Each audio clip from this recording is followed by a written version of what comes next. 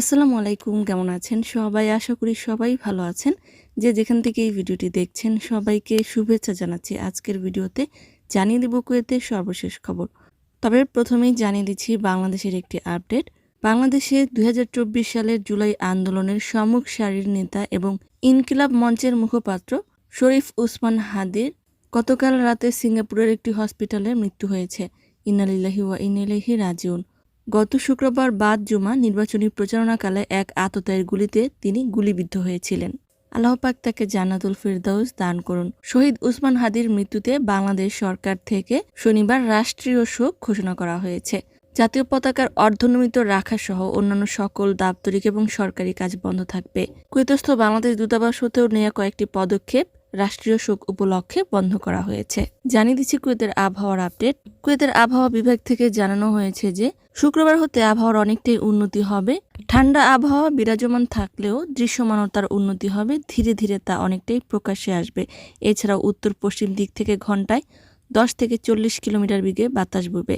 সর্বনিম্ন তাপমাত্রা রাতের বেলা 7 থেকে 11 ডিগ্রি সেলসিয়াস হবে বলে আশা করা হচ্ছে। তবে মধ্যপ্রাচ্যের অন্যতম দেশ সংযুক্ত আরব আমিরাতে ভারী বর্ষণের দেখা গিয়েছে এবং ইতিমধ্যেই একজন ইন্ডিয়ান প্রবাসীরও মৃত্যু হয়েছে। একই সাথে খারাপ আবহাওয়ার কারণে কুয়েত এয়ারলাইন্সের আমিরাতের সাথে কয়েকটি ফ্লাইট শিডিউল পরিবর্তন করা হয়েছে।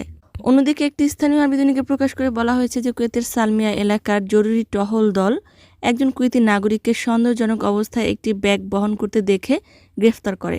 টহল দল তার কাছে পৌঁছালে সে ব্যাগটি ছুঁড়ে ফেলে পালিয়ে যেতে চেষ্টা করছিল।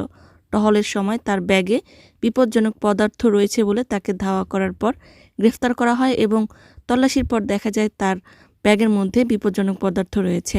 আটকের পর তাকে মাদক বিরোধী বিভাগে পাঠানো হয়েছে। অন্যদিকে আবদালি এলাকার একটি সুইমিং পুলে দুর্ঘটনাক্রমে 3 বছর বয়সী একজন মিশরীয় শিশু মৃত্যুবরণ করেছে। খেলতে খেলতে শিশুটি সুইমিং পুলে ডুবে গেলে তাৎক্ষণিকভাবে তাকে উদ্ধার করে হসপিটালে নেওয়া হলেও ডক্টর তাকে মৃত ঘোষণা করে। অপরদিকে একটি স্থানীয় আবেদনীকে প্রকাশ করে বলা হয়েছে যে স্বরাষ্ট্র মন্ত্রণালয় বায়োমেট্রিক পদ্ধতির উপস্থিতির ব্যবস্থায় কারসাজির অভিযোগে একটি সরকারি মন্ত্রণালয়ে 12 জন কুয়েতি কর্মচারীকে গ্রেফতার করেছে। তদন্তে জানা গেছে যে মিশরীয় এবং বাংলাদেশি জাতীয়তার 2 প্রবাসীর সাথে জড়িত একটি সংগঠিত চক্রান্তের মাধ্যমে অর্থের বিনিময়ে কর্মীরা সিলিকন ফিঙ্গারপ্রিন্ট ব্যবহার করত। সিলিকনের মাধ্যমে ফিঙ্গারপ্রিন্ট জালিয়াতি করে তারা অনুপস্থিত থেকেও উপস্থিতি দেখাতো। ব্যাপক তদন্তের পর 12 জন কুয়েতি নাগরিককে আটক করা হয়েছে। আজকের কুয়েতের সর্বশেষ কারেন্সি হলো কুয়েতি 1 দিনারে বাংলাদেশি 400 টাকা প্লাস। সর্বশেষ গোল্ড প্রাইস হলো 1 গ্রাম 22 ক্যারেট স্বর্ণের দাম 39 দিনার 425 পয়সা। গোল্ড প্রাইস এবং কারেন্সি সময়ের তারতম্যে কম বেশি হতে পারে। সম্মানিত ভিউয়ার্স, আজকের মতো এই ছিল আপডেট। পুরো ভিডিওটি দেখার জন্য ধন্যবাদ। ভিডিওটি ভালো লাগলে লাইক, কমেন্ট, শেয়ার করে দিবেন। ইউটিউব চ্যানেলে নতুন হয়ে থাকলে সাবস্ক্রাইব করে দিবেন। ফেসবুক পেজে নতুন হয়ে থাকলে লাইক এবং ফলো করে দিবেন। যারা পূর্বে করেছেন সবাইকে ধন্যবাদ। আজকের মতো বিদায়। আল্লাহ হাফেজ।